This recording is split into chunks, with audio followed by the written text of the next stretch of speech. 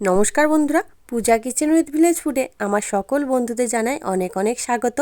आज के आमी एकटा पटलेर दुर्दान्त रेसिपि निये चले एसेछि, सम्पूर्ण निरामिष रेसिपि। तो अवश्यई किन्तु रेसिपिटा देखार जोन्नो भिडियोटा कोथाओ स्किप करबेन ना, पुरोटा देखार अनुरोध रइलो। तार जोन्नो देखुन एखाने आमी बेश कयेकटा पटल निये नियेछि एकदम टाटका देखे। एबार एटार खोसा छाड़ाबो ना, ओपरे सबुज अंशटा अल्प करे एकटू छुले नेब, खूब बेशी किन्तु छाड़ानोर कोनो प्रयोजन नेই। এইভাবে একটা চাকু দিয়ে এইভাবে ঘষে ঘষে নিচ্ছি। এবার এই পটলের দু সাইডটা কেটে বাদ দিয়ে দিচ্ছি, দিয়ে এটাকে মাঝখান বরাবর অল্প একটু চিড়ে দেব। একদম কাটার কোনো প্রয়োজন নেই, অল্প একটু চিড়ে দিলেই কিন্তু হবে। খুব সুন্দরভাবে মশলাগুলো ভেতরে যাবে, খেতে ভালো লাগবে। এই দেখুন ঠিক এইভাবে করে নিতে হবে। এবার বাকি পটলগুলোকে একইভাবে ছাড়িয়ে কেটে নিয়ে আসছি।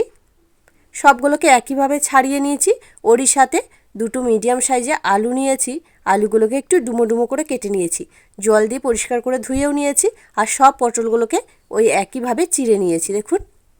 আর আজকের রেসিপিটা আমি আলু দিচ্ছি, আপনারা চাইলে আলুটা দিতেও পারেন, আবার স্কিপ করে দিতেও পারেন। প্রথমেই গ্যাস জ্বালিয়ে কড়াই বসিয়ে দিচ্ছি। এবার দিয়ে দিচ্ছি সরষের তেল। তেলটাকে একটু কড়াইয়ের চারিপাশে ভালোভাবে ছড়িয়ে নিচ্ছি, এতে বেশ পটলটা ভালোভাবে ভাজা হবে। তেলটা গরম হয়ে গেছে, এবার কেটে ধুয়ে রাখা পটলগুলোকে দিয়ে দিচ্ছি। এখন আলুটা দেব না, সব পটলগুলোকে দিয়ে একটু হালকা করে ভেজে নেব। ওপর থেকে দিয়ে দিচ্ছি অল্প একটু লবণ আর একটু হলুদের গুঁড়ো। এবার এই পটলগুলোকে এই লবণ হলুদটা দিয়ে অল্প একটু ভেজে নেব, খুব বেশি কিন্তু লাল করে ভাজার প্রয়োজন নেই, অল্প একটু নেড়েচেড়ে ভেজে নিলেই হবে। প্রথমে পটলগুলোকে অল্প করে একটু ভেজে নিচ্ছি, তারপর আলুগুলো দেব। দেখুন অল্প করে পটলগুলো ভেজে নিয়েছি, এবার কেটে ধুয়ে রাখা আলুগুলোকে দিয়ে দিলাম। এবার এই আলু আর পটল অল্প আঁচে চাপা দিয়ে প্রায় মিনিট দুয়েকের মতো ভেজে নিচ্ছি।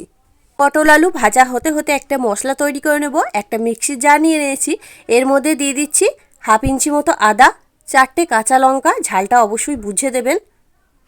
ওরই সাথে বেশ কয়েকটা কাজু বাদাম দিয়ে দিচ্ছি, আর 1 চামচ মতো কালো সর্ষে, অল্প একটু মৌরি, আর দিচ্ছি 1 চামচ মতো পোস্ত। অল্প একটু জল দিয়ে খুব মিহিভাবে এই মশলাটাকে পেস্ট করে নিয়ে আসছি। দেখুন মশলাটা ভালোভাবে তৈরি হয়ে গেছে। আর এদিকে যে আলু আর পটলটা আমি ভাজতে দিয়েছিলাম সেগুলোও কিন্তু ভাজা হয়ে গেছে। দেখুন খুব সুন্দরভাবে ভাজা হয়ে গেছে। এবার এগুলোকে এর থেকে বেশি ভাজার প্রয়োজন নেই, এগুলোকে সব তুলে নিচ্ছি। আলু পটল সব একসাথে আমি তুলে নিচ্ছি। পটল আলু সব তুলে নিয়েছি। এদিকে আমি বেশ বড় একটা স্টিলের টিফিন কৌটো নিয়ে নিয়েছি। এবার এর মধ্যে পটল আলুগুলো দিয়ে দেব। প্রথমে পটলগুলোকে দিয়ে দিচ্ছি, তারপর আমি শেষে আলুগুলোকে দেব। সব পটল কটাকে নিয়ে নিচ্ছি।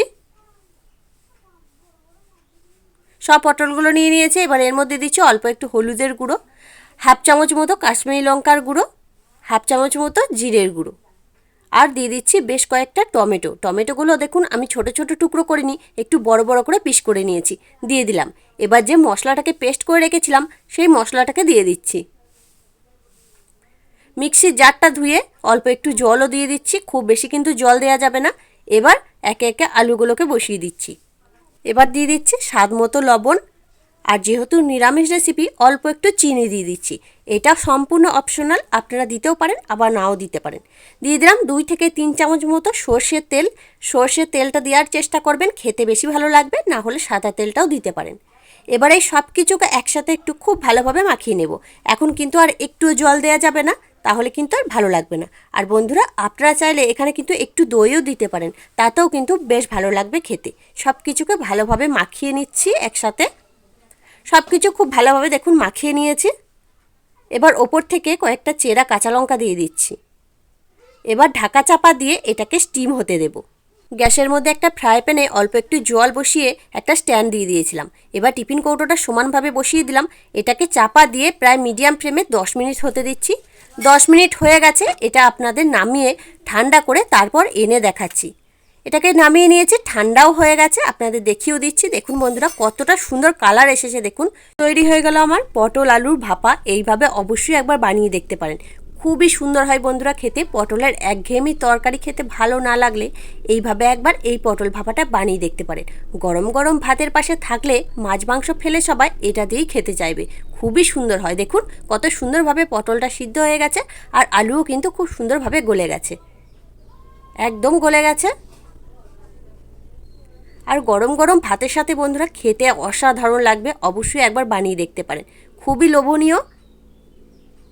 তাহলে বন্ধুরা আজকে আমার এই পটল আলুর রেসিপিটা আপনাদের কাছে কেমন লাগলো সেটা কিন্তু অবশ্যই কমেন্টের মাধ্যমে জানিয়ে দেবেন।